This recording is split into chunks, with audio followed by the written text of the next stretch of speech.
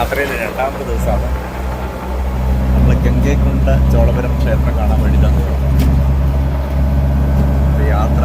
ഓട്ടോയിൽ അവിടുന്ന് ബസ് സ്റ്റാൻഡിൽ നിന്ന് ഗംഗൈകൊണ്ട ചോളപുരം. നമ്മളിപ്പോൾ തഞ്ചാവൂർ ബസ് സ്റ്റാൻഡിൻ്റെ മുമ്പിലുള്ള ഒരു ഹോട്ടലാണ് ആര്യഭവൻ. ഇന്നലെ രാത്രി നമ്മൾ ഇവിടെ നിന്നായിരുന്നു ഭക്ഷണം കഴിച്ചത്. അപ്പോൾ ആര്യഭവനിൽ വന്നു.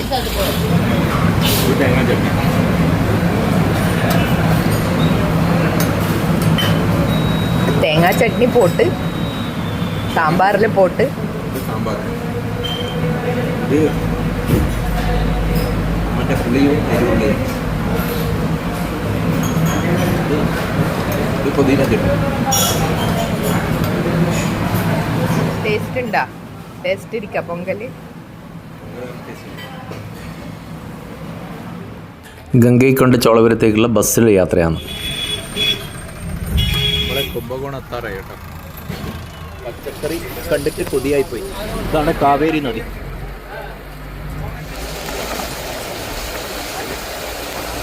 കുംഭകോണത്ത് നിന്ന് ഗംഗൈകൊണ്ട ചോളപുരത്തേക്ക് പോവാണ് കേട്ടോ. അപ്പോൾ നമ്മളൊരു നമ്മൾ പോകുന്ന വഴിയിൽ കണ്ട കാര്യങ്ങളാണ്. ഒന്ന് ഈ ഫ്ലെക്സ് ബോർഡ്, ഒരുപാട് ഫ്ലെക്സ് ബോർഡ് ഈ കല്യാണത്തിനോട് അനുബന്ധിച്ച് ഒരുപാട് ഫ്ലെക്സ് ബോർഡുകളാണ് വെച്ചത്. നമ്മുടെ നാട്ടിൽ അങ്ങനെ ഉണ്ടെങ്കിൽ നല്ല രസമായിരിക്കും. കല്യാണത്തിന് ഫ്ലെക്സ് ബോർഡ് വെക്കുക എന്ന് പറഞ്ഞാൽ ഞാൻ ആദ്യമായിട്ട് കാണുന്നത്. കല്യാണത്തിന് സിനിമ പോസ്റ്റർ മാതിരി പോസ്റ്ററുകൾ, ഫ്ലെക്സ് ബോർഡുകൾ അടിപൊളിയാണ്. എങ്കിൽ നമുക്ക് നല്ല രസമായിരുന്നു. നമ്മുടെ അച്ഛൻ്റെ അച്ഛമ്മയുടെ എല്ലാവരും ഫോട്ടോകളും അതിൽ പതിച്ചിട്ട് നിറയെ ഫ്ലെക്സ് അതൊരു പോസ്റ്ററുകളെല്ലാം ഒട്ടിച്ചു വെക്കായിരുന്നു. അത് നല്ലൊരു അനുഭവമാണ്. അതിവിടെ കണ്ടത് എനിക്ക് നല്ല വിശേഷമായിട്ട് തോന്നി. രണ്ടാമത് നെൽപ്പാടങ്ങൾ, ഒരുപാട് നെൽപ്പാടങ്ങളാണ്. തഞ്ചാവൂർ എന്ന് പറഞ്ഞു കഴിഞ്ഞാൽ ഈ തമിഴ്നാട് സ്റ്റേറ്റിൻ്റെ നെല്ലറ എന്നാണ് തഞ്ചാവൂരിനെ അറിയപ്പെടുന്നത്. അപ്പോൾ ഈ തഞ്ചാവൂർ ഡിസ്ട്രിക്ട്, അരിയല്ലോ ഡിസ്ട്രിക്ട് എല്ലാം നെൽവയലുകളാണ്. ഒരുപാട് നെൽവയലുകളാണ്. അതിമനോഹരമായ വെള്ളത്തിന് യാതൊരുവിധ ക്ഷാമമില്ല. കാവേരി നദി ഇവിടെ തന്നെയാണ്. കൂടാതെ കനാലുകൾ, ഒരുപാട് കനാലുകൾ കിട്ടി വെള്ളത്തിനെല്ലാം. ഇപ്പോൾ നമ്മുടെ നാട്ടിലാണ് വെള്ളത്തിന് ക്ഷാമവും കൃഷിക്ഷാമം. ഇവിടെയോ ഒരുപാട് കൃഷികളാണ്. പണ്ടത്തെ തമിഴ്നാടൊന്നല്ല, ആകെ മാറി അടിപൊളിയായിട്ടുണ്ട്. റോഡുകളിൽ 6 വരി പാതയും 4 വരി പാതയും വന്നിട്ട് അങ്ങനെ വികസനത്തിൻ്റെ എവിടെയോ എത്തിപ്പോയി. നമ്മുടെ നാടും തമിഴ്നാടെല്ലാം ഇപ്പോൾ കമ്പയർ ചെയ്യാനേ പറ്റും. അത്രയുണ്ട്. ഇവിടെ നമ്മൾ ബ്ലോക്കിൽ കുടുങ്ങിയിട്ടുണ്ട്. കൊല്ലിടയാർ എന്ന് പറഞ്ഞൊരു വലിയൊരു നദി, അതിന് മുകളിലുള്ള ഒരു പാലത്തിൻ്റെ മുകളിലാണ് നമ്മളിപ്പം ഉള്ളത്. അവിടെ നല്ല ബ്ലോക്കാണ്. റോഡ് പണി നടക്കുന്നുണ്ടെന്ന് തോന്നുന്നു. കൊള്ളിടമാറ് അല്ലേ? ഇത് അണക്കെട്ട് തന്നെ. കൊള്ളിടാറ് അണക്കെട്ട്. ഇതാണ് കൊള്ളിടമാറ് അണക്കെട്ട്. അതാ കരികാലം കിട്ടത്.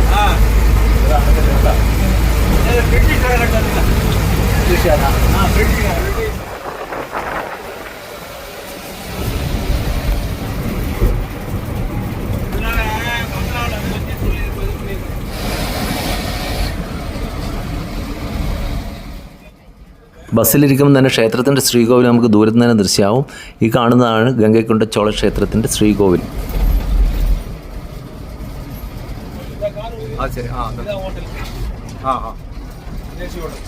അപ്പോൾ നമ്മൾ ഗംഗൈകൊണ്ട ക്ഷേത്രത്തിൻ്റെ അടുത്തായിട്ട് ബസ് ഇറങ്ങി കേട്ടോ.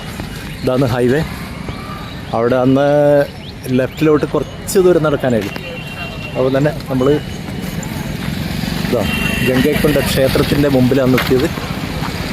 നല്ല വെയിലുണ്ട്. ക്ഷേത്രം ഇവിടുന്ന് ദൂരം തന്നെ കാണാം കേട്ടോ. അതിമനോഹരമായ ക്ഷേത്രം തന്നെയാണ്. ഇപ്പോൾ ഇവിടെ ഒരു ഹോട്ടൽ കാണുന്നുണ്ട്. ഹോട്ടലിലേക്കാണ് പോകുന്നത്. ആദ്യം തന്നെ ബസ് ഇറങ്ങി ലെഫ്റ്റ് സൈഡിലേക്ക് ചെറിയൊരു റോഡാണ്.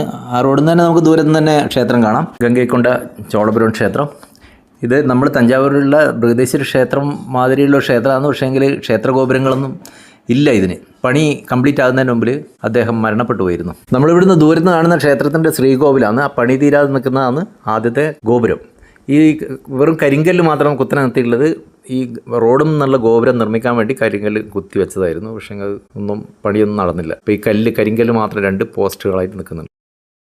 ഇപ്പോൾ നമ്മൾ നേരത്തെ രാവിലെ ബ്രേക്ക്ഫാസ്റ്റ് കഴിച്ച ഹോട്ടലിൻ്റെ അതേ ബ്രാഞ്ചാണ്. ഈ ശരവണൻ ഭവനം മാതിരിയുള്ളൊരു ഹോട്ടൽ തന്നെയാണ് ഇത് കേട്ടോ. വെയിറ്റേറിനാണ്. അപ്പോൾ ഇത് ഗംഗൈകൊണ്ട ക്ഷേത്രത്തിൻ്റെ മുമ്പിലുള്ളൊരു ചെറിയൊരു ഹോട്ടലാണ്. ചെറുതൊന്നല്ല, ഒരുപാട് ആൾക്കാർക്ക് ഇരുന്ന് കഴിക്കാം. നല്ലൊരു ഹോട്ടൽ തന്നെയാണ്.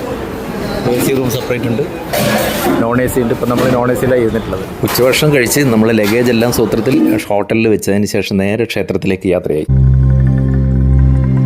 മുന്നിലുള്ള ഒരു കവാടാണ്, ക്ഷേത്രഗോപുരമാണ്. ക്ഷേത്രഗോപുരത്തിൻ്റെ പണി പൂർത്തിയായിട്ട് പകുതി വരെ ആയിട്ട്. അതുമാതിരി ഇവിടെ ഒരു ക്ഷേത്രഗോപുരം പണിയാൻ വേണ്ടിയിട്ടുള്ള പ്ലാനായിരുന്നു. ആദ്യം അതിൻ്റെ തൂണുകൾ സ്ഥാപിച്ചിരുന്നു, ബാക്കി പണി ഒന്നും നടന്നിട്ടില്ല. അതാണിത്. ഏകദേശം ഒരു 10-20 അടി ഉയരമുള്ളൊരു 2 തൂണുകൾ ഇവിടെ ഫ്രണ്ടിൽ തന്നെ ഉണ്ട്. ഇത് ക്ഷേത്രഗോപുരത്തിന് വേണ്ടി സ്ഥാപിച്ചതാണ്. പക്ഷേ അതിന് മുന്നേ തന്നെ രാജാവിൻ്റെ അന്ത്യം സംഭവിച്ചുകൊണ്ട് നമ്മളിപ്പോഴുള്ളത് ഗംഗൈകൊണ്ട ചോളേശ്വര ക്ഷേത്രത്തിൻ്റെ മുന്നിലാണ്. ഇത് പണികഴിപ്പിച്ചത് രാജരാജ ചോളൻ്റെ മകനായ രാജേന്ദ്ര ചോളൻ ഒന്നാമനാണ് ഇത് പണികഴിപ്പിച്ചത്. ക്ഷേത്രത്തിന് മുന്നിൽ വിശാലമായ ഒരു പുൽമൈതാനിയാണ്, അതിമനോഹരമായ. ദൂരത്തു നിന്ന് തന്നെ ക്ഷേത്രം കാണാം. ഇത് കൂടുതൽ ദൂരമായിട്ടില്ല, മെയിൻ റോഡിൽ നിന്ന് അടുത്ത് തന്നെ ആയിട്ടുള്ളൊരു ക്ഷേത്രമാണ്. നമ്മൾ ബസ്സിൽ യാത്ര ചെയ്യുമ്പോൾ ദൂരത്തു നിന്ന് തന്നെ കാണാൻ പറ്റുന്ന ഒരു ക്ഷേത്രമാണ്. മുന്നിൽ തന്നെ പാതിപ്പണി തീർത്ത ഒരു ക്ഷേത്ര ഗോപുരം കാണാം. AD 1023 രാജേന്ദ്ര ചോളൻ ഈ പട്ടണം പണികഴിപ്പിച്ചത്. തമിഴ്നാട്ടിൽ തഞ്ചാവൂർ മുതൽ ഗംഗാ സമതലം വരെ പടനയിച്ച് ജയിച്ച വീരയോദ്ധാവായിരുന്നു രാജേന്ദ്ര ചോളൻ. ഗംഗാ സമതലം വരെ തൻ്റെ കാൽക്കീഴിലാക്കിയ രാജേന്ദ്ര ചോളനെ ഗംഗൈകൊണ്ട ചോളൻ എന്നും വിളിപ്പേരുണ്ടായിരുന്നു. ആ വിജയത്തിൻ്റെ സന്തോഷത്തിലാണ് തൻ്റെ തലസ്ഥാനം തഞ്ചാവൂരിൽ നിന്നും ഗംഗൈകൊണ്ട ചോളപുരത്തേക്ക് മാറ്റിയതും ഇവിടെ ഒരു പട്ടണം പണിതതും. തുടർന്ന് AD 1023 മുതൽ 1279 വരെ ചോള സാമ്രാജ്യം അസ്തമിക്കുന്നത് വരെ ചോള സാമ്രാജ്യത്തിൻ്റെ തലസ്ഥാനമായിരുന്നു ഗംഗൈകൊണ്ട ചോളപുരം. ക്ഷേത്രഗോപുരം പിന്നിട്ട് ക്ഷേത്രത്തിനകത്തേക്ക് പ്രവേശിച്ചാൽ ഒരു കൊടിമരം, അതിന് പിന്നിലായി ബലിപീഠം, അതിന് പിന്നിലായി വലിയൊരു നന്ദി വിഗ്രഹം പ്രതിഷ്ഠിച്ചിരിക്കുന്നതായി കാണാം. ഇന്നലെ നമ്മൾ ബൃഹദീശ്വര ക്ഷേത്രത്തിൽ കണ്ട നന്ദി വിഗ്രഹം കറുത്ത കല്ലിൽ തീർത്തതാണ്. ഇത് കറുത്ത കല്ലല്ല, ഇതൊരു മഞ്ഞ കളറാണ്. തഞ്ചാവൂർ മുതൽ ഗംഗാസമതലം വരെ പടനയിച്ച് വിജയിച്ച രാജേന്ദ്ര ചോളൻ പട്ടണം ചോളപുരത്തേക്ക് മാറ്റിയതിന് ശേഷമാണ് ഇവിടെ തഞ്ചാവൂരിലുള്ള തൻ്റെ അച്ഛൻ പണിത ബൃഹദേശ്വര ക്ഷേത്രത്തിനേക്കാളും വലിയൊരു ക്ഷേത്രം ഇവിടെ പണിയണമെന്ന് തീരുമാനിക്കുന്നു. അങ്ങനെയാണ് ഈ ക്ഷേത്രം ഇവിടെ പണിതതും. പക്ഷേ അദ്ദേഹത്തിന് ഈ ക്ഷേത്രം മുഴുമിക്കാൻ സാധിച്ചില്ല. അതിനു മുമ്പിൽ അദ്ദേഹം മരണപ്പെടുകയാണ് ഉണ്ടായത്. ഈ ക്ഷേത്രഗോപുരത്തിനോട് ചേർന്ന് തന്നെ ചുറ്റുമതിൽ നല്ല ഉയരത്തിൽ തന്നെ ഉണ്ടായിരുന്നു എന്ന് പറയപ്പെടുന്നു. ഇത് ബ്രിട്ടീഷുകാർ പൊളിച്ചിട്ട് കൊണ്ടുപോയി അവിടെ അണക്കെട്ട് നിർമ്മിച്ചു എന്നാണ് പറയപ്പെടുന്നത്. തഞ്ചാവൂരിലെ ബൃഹദീശ്വര ക്ഷേത്രത്തിൻ്റെ ഒരു മിനിയേച്ചർ രൂപം എന്ന് വേണമെങ്കിൽ പറയാം. അതേ മാതൃകയിൽ തന്നെ ഉണ്ടാക്കിയ ഒരു ക്ഷേത്രമാണിത്. ചോള രാജാക്കന്മാർ നിർമ്മിച്ച ഇന്ന് നിത്യപൂജ നടക്കുന്ന ചോള ക്ഷേത്രങ്ങളിൽ 3ാമത്തെ ക്ഷേത്രമാണ് നമ്മൾ ഇത് കാണുന്നത്. ആദ്യ ദിവസം നമ്മൾ കണ്ടത് ഐരാവതേശ്വര ക്ഷേത്രമായിരുന്നു, 2ാമത്തെ ദിവസം കണ്ടത് ബൃഹദീശ്വര ക്ഷേത്രം, 3ാമത്തത് ഗംഗൈകൊണ്ട ചോള ക്ഷേത്രമാണ്. ഇങ്ങനെ 3 ക്ഷേത്രങ്ങളാണ് ഇന്ന് നിത്യപൂജ നടക്കുന്ന ചോള രാജാക്കന്മാർ നിർമ്മിച്ച ക്ഷേത്രങ്ങൾ. ക്ഷേത്രത്തിനകത്തേക്ക് പ്രവേശിക്കുവാനുള്ള സ്റ്റെപ്പ് വഴികളാണ് നമ്മൾ ഈ കാണുന്നത്. ഉച്ചപൂജ കഴിഞ്ഞ് 12 മണിക്ക് ക്ഷേത്രം അടച്ചതാണ്. ഇനി വൈകിട്ട് 4 മണിക്ക് ക്ഷേത്രം തുറക്കത്തുള്ളൂ. നമുക്ക് ക്ഷേത്രത്തിനകത്തേക്ക് പ്രവേശിക്കാൻ യാതൊരുവിധ നിർവാഹവുമില്ല. AD 1023 ചോളപുരത്ത് പട്ടണം സ്ഥാപിച്ചതിന് ശേഷം AD 1027 മുതൽ AD 1036 വരെയുള്ള കാലയളവിലാണ് രാജേന്ദ്ര ചോളൻ തൻ്റെ പിതാവ് രാജരാജ ചോളൻ തഞ്ചാവൂരിൽ നിർമ്മിച്ച ബൃഹദേശ്വര ക്ഷേത്രത്തിൻ്റെ അതേ ഭാവത്തിലും രൂപത്തിലുമുള്ള ഒരു ക്ഷേത്രം ഇവിടെ പണി കഴിപ്പിച്ചത്. പക്ഷേ അദ്ദേഹത്തിന് ഈ ക്ഷേത്രത്തിൻ്റെ പണി മുഴുമിപ്പിക്കാൻ സാധിച്ചില്ല എന്നാണ് പറയപ്പെടുന്നത്. ഈ ക്ഷേത്രം അതിമനോഹരമായ അതിബൃഹത്തായ ഒരു ക്ഷേത്രം തന്നെയാണ്. ചോള ലിവിങ് ടെമ്പിളിലെ ധാരാസുരത്തിലുള്ള ചെറിയ ക്ഷേത്രമാണ്. അതിന് വലിയ ക്ഷേത്രമാണ് ഈ ഗംഗൈകൊണ്ട ചോളപുരത്തുള്ളത്. അതിലും വലുതാണ് തഞ്ചാവൂർ ക്ഷേത്രം. വിമാനത്തിൻ്റെ ഉയരം, അതായത് ക്ഷേത്രത്തിൻ്റെ ശ്രീകോവിലിൻ്റെ ഉയരം തഞ്ചാവൂർ ക്ഷേത്രത്തിൻ്റെ 217 അടിയാണെങ്കിൽ ഇവിടെ വെറും 180 അടി മാത്രമേ ഉള്ളൂ. ഇതാണ് ക്ഷേത്രത്തിലേക്കുള്ള ചവിട്ടുപടി. മുൻഭാഗത്തെ കൂടിയല്ല, വലതും ഇടതും കൂടിയാണ്. ക്ഷേത്ര കവാടം അടച്ചിട്ടുണ്ട്. ക്ഷേത്ര കവാടത്തിന് മുന്നിലായി തന്നെ 2 ദ്വാരപാലകർ, ഏകദേശം 12 അടിയോളം ഉയരമുള്ള അതിശക്തനായ 2 ക്ഷേത്രപാലകരുടെ വിഗ്രഹങ്ങളാണ് ഇവിടെ കൊത്തിവെച്ചിരിക്കുന്നത്. പക്ഷേ പണി പൂർത്തിയായിട്ടില്ല എന്നാണ് തോന്നുന്നത്. ക്ഷേത്രം പൂജ കഴിഞ്ഞ് 12 മണിക്ക് അടച്ചു. അതിന് ക്ഷേത്രനട തുറക്കുന്നത് 4 മണിക്കാണ്. അപ്പോൾ 4 മണിക്ക് മുന്നേ നമുക്ക് ക്ഷേത്രത്തിൽ പ്രവേശിക്കാൻ യാതൊരുവിധ പണി പൂർത്തിയായില്ല. കുറച്ച് കൈയും പൊട്ടിയിട്ടുണ്ട്. അത് ബ്രിട്ടീഷുകാരോ അല്ലെങ്കിൽ വേറെ ആരും ആക്രമണത്തിൽ പൊട്ടിപ്പോകാനും സാധ്യത.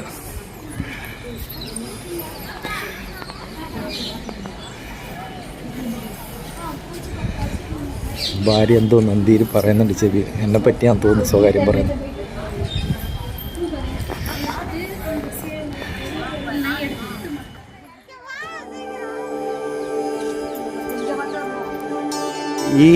ഈ ഒരു കരിങ്കൽ കെട്ടാണ് ബ്രിട്ടീഷുകാർ പൊളിച്ചുകൊണ്ടുപോയി അണക്കര എന്ന നദിക്ക് കുറുകെ, അണക്കര എന്ന് പറയുന്ന സ്ഥലത്ത്, കാവേരി നദിക്ക് കുറുകെ കെട്ടിയ അണക്കെട്ട് കെട്ടിയത്. ഇവിടെ നിന്ന് കല്ല് പൊളിച്ച് കൊണ്ടുപോയി എടുത്തുകൊണ്ട് പോയിട്ടാണ് ബ്രിട്ടീഷുകാർ അവിടെ കാവേരി നദിക്ക് കുറുകെ അണക്കെട്ടിയെന്നാണ് പറയപ്പെടുന്നത്.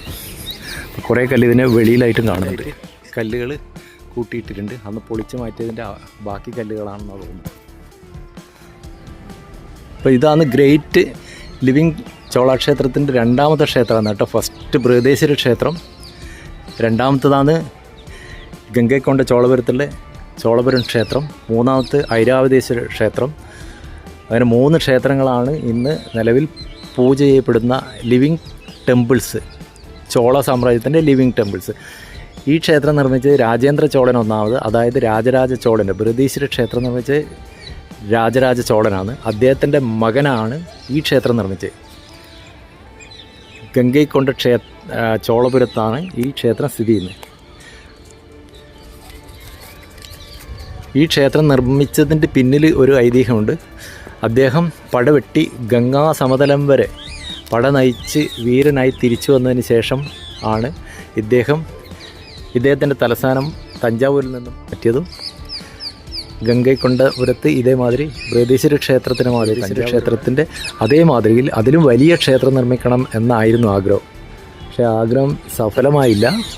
അതിനു മുമ്പ് മരണപ്പെട്ടു. ക്ഷേത്ര നിർമ്മാണ സമയത്ത് പൂർത്തീകരിക്കാതെ അദ്ദേഹം മരണപ്പെടുകയാണ് ഉണ്ടായത്. അപ്പോൾ ഈ ഒരു ക്ഷേത്രം എന്ന് പറഞ്ഞാൽ അതിബൃഹത്വം തന്നെയാണ്. ബൃഹദീശ്വരി ക്ഷേത്രത്തിൻ്റെ അത്ര വലുപ്പമില്ലെങ്കിലും ഇതും ഒരു അത്ഭുത സൃഷ്ടി തന്നെയാണ്. അപ്പോൾ ഈ ക്ഷേത്രത്തിൻ്റെ നിർമ്മാണ സമയത്താണ് ഇദ്ദേഹം തോൽപ്പിച്ച എല്ലാ രാജ്യത്തെ രാജാക്കന്മാരോടും ഇവിടെയുള്ള ശിവലിംഗത്തിന് അർപ്പിക്കാൻ വേണ്ടി ഗംഗാനദിയിൽ നിന്നും ജലം കൊണ്ടുവരാൻ പറയുക. അപ്രകാരം ഗംഗാനദിയിലെ ജലം കൊണ്ടുവന്ന് അഭിഷേകം ചെയ്യുകയും ചെയ്ത ഒരു ക്ഷേത്രം.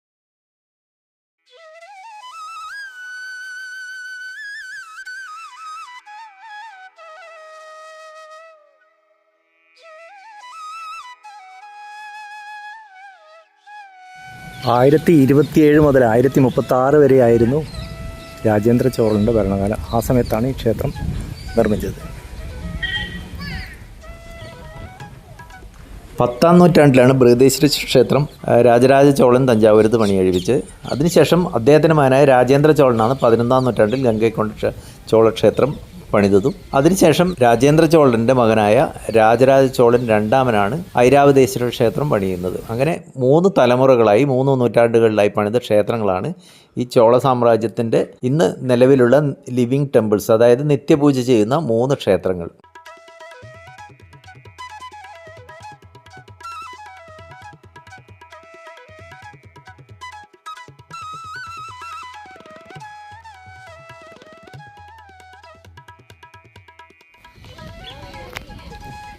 ചോള സാമ്രാജ്യ കാലഘട്ടത്തിലെ പ്രതാപത്തിൻ്റെ ചരിത്രം പേറുന്ന ഇന്നും ജീവിക്കുന്ന സ്മാരകങ്ങളാണ് ഈ ക്ഷേത്രങ്ങൾ. ലോകത്തിലെ ഏറ്റവും വലിയ ശിവലിംഗ പ്രതിഷ്ഠയുള്ള ഒരു ക്ഷേത്രമാണ് ഈ ക്ഷേത്രം.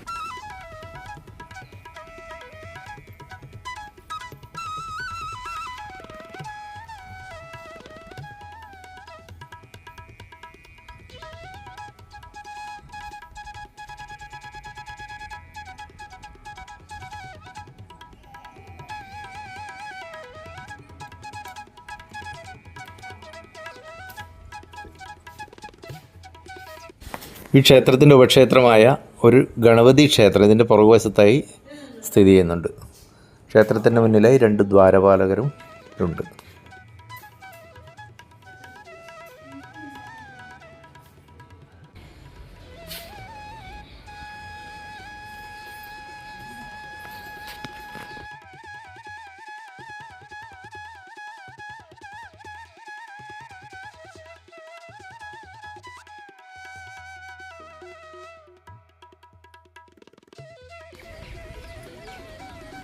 പ്രകാരം ഒന്നും തന്നെ അതായത് ചുറ്റമ്പലം ഒന്നും തന്നെ പൂർത്തിയായിട്ടില്ല. അതോ പൊളിച്ചു മാറ്റപ്പെട്ടതാണോ എന്ന് സംശയമാണ്. ഈ ക്ഷേത്രം തകർക്കപ്പെട്ടതാണോ അതോ പണി പൂർത്തിയാകാത്തതാണോ എന്ന കാര്യത്തിൽ ഇന്നും തർക്കങ്ങൾ നിലനിൽക്കുന്നുണ്ട്. പക്ഷേ ക്ഷേത്രത്തിലെ പകുതി പണി പൂർത്തിയാക്കിയ ശില്പങ്ങളും കൊത്തുപണികളും കാണുമ്പോൾ ക്ഷേത്രം പണി പൂർത്തിയായിട്ടില്ല എന്ന് കണക്കാക്കപ്പെടുന്നതാണ്. ക്ഷേത്രത്തിൻ്റെ പണി നടന്നുകൊണ്ടിരിക്കുമ്പോൾ അതിരൂക്ഷമായ ക്ഷാമകാലം വന്നു എന്നും തുടർന്ന് ധനലഭ്യത കുറഞ്ഞ കാരണം കുറേ കാലം ക്ഷേത്രപ്പണി നിർത്തിവെച്ചു എന്നും പറയപ്പെടുന്നുണ്ട്. തൻ്റെ പിതാവ് പണി കഴിപ്പിച്ച ക്ഷേത്രത്തിനേക്കാളും മികച്ച പണി കഴിപ്പിക്കാൻ ശ്രമിച്ച രാജേന്ദ്ര ചോളന് ശാപം കിട്ടിയതാണെന്നും പറയപ്പെടുന്നുണ്ട്. അതിനാലാണ് ക്ഷേത്രപ്പണി പൂർത്തിയാക്കാൻ കഴിയാതെ പോയിരുന്നത് എന്ന് പറയപ്പെടുന്നു.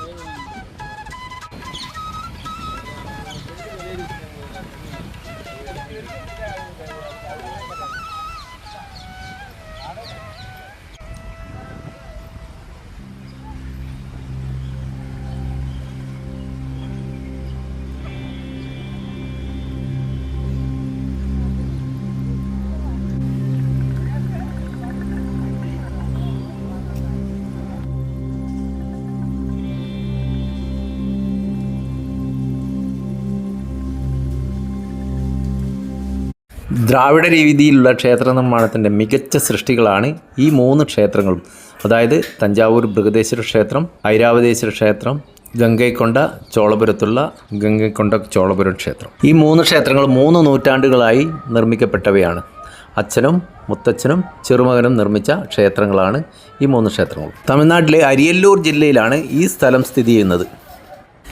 രാവിലെ 6 മണി മുതൽ 12:30 വരെയും വൈകിട്ട് 4 മണി മുതൽ 9 മണി വരെയാണ് ക്ഷേത്രത്തിലെ സന്ദർശന സമയം. അപ്പോൾ നമ്മൾ 12:30 ശേഷമാണ് ഇവിടെ എത്തിയത്. കാരണം നമ്മളെ വാഹനം നമ്മൾ വന്ന ബസ് ബ്ലോക്കിൽ പെട്ടുപോയതുകൊണ്ട് നമ്മൾ ലേറ്റ് ആയതുകൊണ്ട് നമുക്ക് ക്ഷേത്രത്തിന് അകത്ത് പ്രവേശിക്കാൻ ക്ഷേത്ര ദർശനം നടത്താൻ സാധിച്ചില്ല. ഇവിടെയായിട്ടൊരു ഉപദേവത ക്ഷേത്രമുണ്ട്. ഇത് പാർവതി ദേവിയുടെ ക്ഷേത്രമാണ്.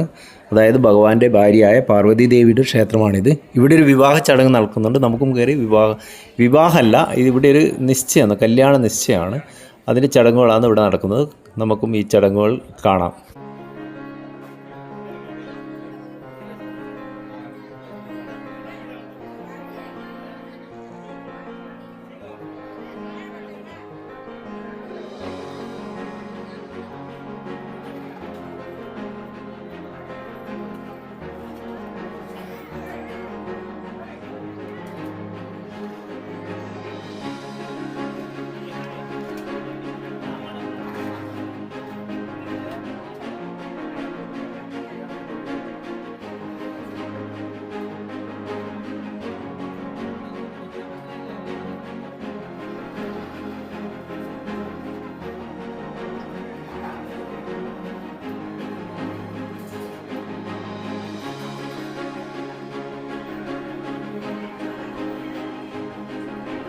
അപ്പോൾ ഈ ക്ഷേത്രത്തിൻ്റെ വരാണ്ടയിൽ നിന്ന് നമ്മൾ നോക്കുമ്പോൾ കാണുന്ന ദൃശ്യങ്ങളാണ് ഇത്. അപ്പോൾ ഇവിടെ ഈ ക്ഷേത്രത്തിന് 3 ഉപദേവത ക്ഷേത്രങ്ങളുണ്ട്. ഒന്ന് ചണ്ഡികേശ്വര ക്ഷേത്രമാണ്, ഒന്ന് മഹിഷാസുരമർദ്ദിനി, ഒന്ന് പാർവതി ദേവിയുടെ ഉപക്ഷേത്രങ്ങളായിട്ടുണ്ട്. കൂടാതെ പുറകുവശത്തായിട്ട് ഒരു ഗണപതി ക്ഷേത്രവും കൂടിയുണ്ട്. പണി പൂർത്തിയാകാതിരിക്കുന്ന ചുറ്റമ്പലത്തിൻ്റെ ദൃശ്യങ്ങളാണ് നമ്മൾ ഈ കാണുന്നത്. അല്ല തകർക്കപ്പെട്ടതാണോ എന്ന് വ്യക്തമല്ല. അങ്ങ് ദൂരെ കാണുന്ന വരാണ്ടയിൽ വെച്ചിരിക്കുന്ന ശില്പങ്ങൾ യുദ്ധത്തിൽ നിന്ന് നേടിയ വിജയത്തിൻ്റെ സ്മാരകമായി കർണാടക, ബംഗാൾ, ആന്ധ്രാപ്രദേശ് എന്നീ സ്ഥലങ്ങളിൽ നിന്നും ലഭിച്ച ശില്പങ്ങളാണ് അവിടെ സൂക്ഷിച്ചു വച്ചിരിക്കുന്നത്.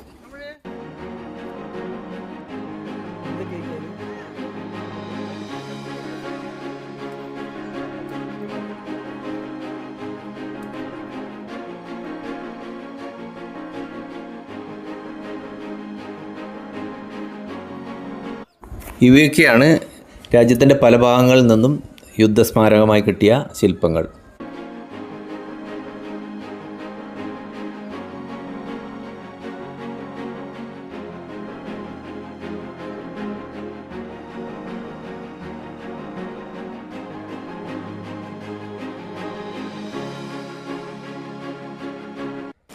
ഈ ക്ഷേത്രത്തിൻ്റെ ഉപക്ഷേത്രമായ മറ്റൊരു ക്ഷേത്രമാണിത്. മഹിഷാസുരമർദ്ദിനി ക്ഷേത്രമാണിത്.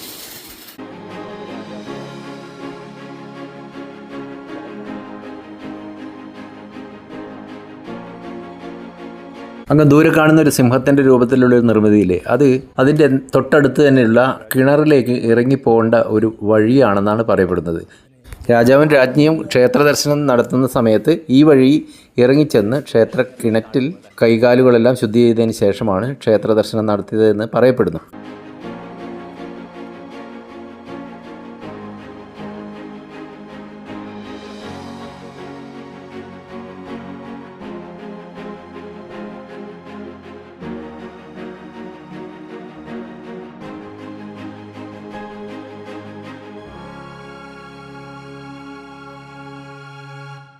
ഈ കാണുന്ന ക്ഷേത്രമാണ് ഈ ക്ഷേത്രത്തിൻ്റെ ഒരു ഉപക്ഷേത്രമായ മഹിഷാസുരി മർദിനി ക്ഷേത്രം.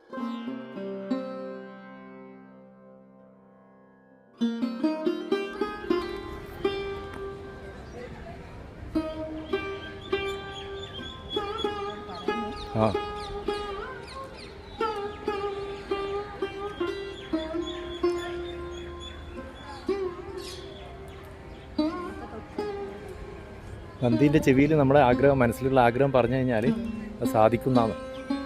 നന്ദി ശിവനോട് പോയി പറയും. അപ്പോൾ ശിവഭഗവാൻ നമ്മളെ ആഗ്രഹങ്ങൾ സാധിക്കുന്നതാണ് വിശ്വാസം. വലിയൊരു നന്ദി വിഗ്രഹമാണ്.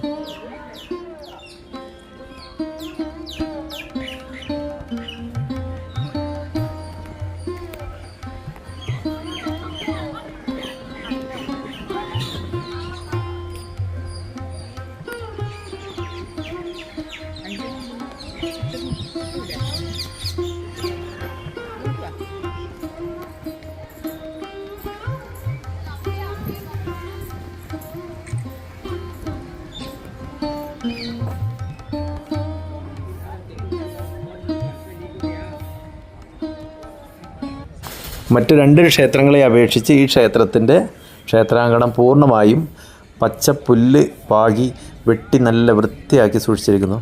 അതിനാൽ കൂടുതൽ ചൂടുകളൊന്നുമില്ല. തണൽ വൃക്ഷങ്ങളും വളർത്തിയിട്ടുണ്ട്.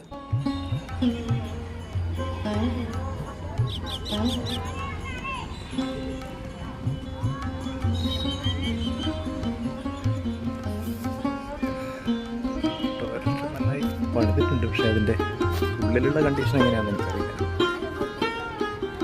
ക്ഷേത്രത്തിൻ്റെ വലതുവശത്തായിട്ട് തന്നെ നല്ല രീതിയിൽ പ്രവർത്തിക്കുന്ന റെസ്റ്റ് റൂം ഉണ്ട്. നമുക്ക് റെഡിയാവാനും എല്ലാം നല്ല രീതിയിലുള്ള വൃത്തിയുള്ള ഒരു റെസ്റ്റ് റൂം. ഇതെന്താ മെയിൻറ്റെയിൻ ചെയ്യാത്തതെന്ന് അറിയില്ല. ഇവിടെ ഇത്രയധികം വിദേശികളിൽ വരുന്നതാണ്, നമ്മളെ നാട്ടുകാർ തന്നെ വരുന്നതാണ്. പക്ഷേ ഈ ക്ഷേത്രക്കുളമാണെന്ന് പറയുന്നത്, ക്ഷേത്രത്തിന് മുമ്പിൽ ഉള്ളൊരു കുളയും ക്ഷേത്രക്കുളം തന്നെ ആയിരിക്കും. കല്ലുകെട്ടുകളിലുണ്ട്, പക്ഷേ ഇത് വൃത്തിഹീനമായിട്ടാണ് വെച്ചിരിക്കുന്നത്.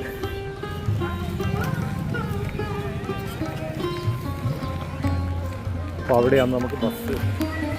ക്ഷേത്രം കണ്ട് നമ്മളിതാ യാത്ര ചെയ്തിട്ടാണ്. ഇതേമാതിരി കുറേ സാധനങ്ങളെല്ലാം ഇവിടെ വിൽക്കാൻ വെച്ചിട്ടുണ്ട്. ഇനി അവിടെ മെയിൻ റോഡാണ്. മെയിൻ റോഡിൻ്റെ ഓപ്പോസിറ്റ് സൈഡാണ് ബസ് കിട്ടുക. നമുക്ക് ബസ്സിൽ വന്നിട്ട് പോകണം.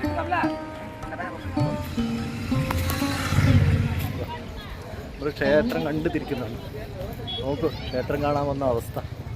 ഒരു ബാഗ്, വലിയ ബാഗാണ് കയ്യിലുള്ളത്. 4 ദിവസത്തെ യാത്രയായിരുന്നു. അപ്പോൾ നമ്മളെ ഡ്രസ്സ് ബാഗിൽ വേറെ ഒന്നുമില്ല, നമ്മളെ ഡ്രസ്സ് മാത്രമേ ഉള്ളൂ. ഡ്രസ്സ് തന്നെയുണ്ട്. ഇനിയിപ്പോൾ കാരക്കൽ നിന്ന് എൻ്റെ ഒരു ഫ്രണ്ടിൻ്റെ വീട്ടിലേക്ക് പോകുന്നതാണ് കേട്ടോ.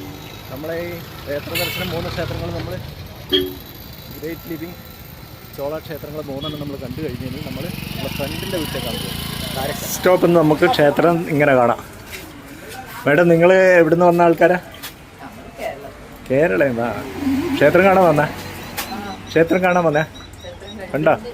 കണ്ടു. ശരി.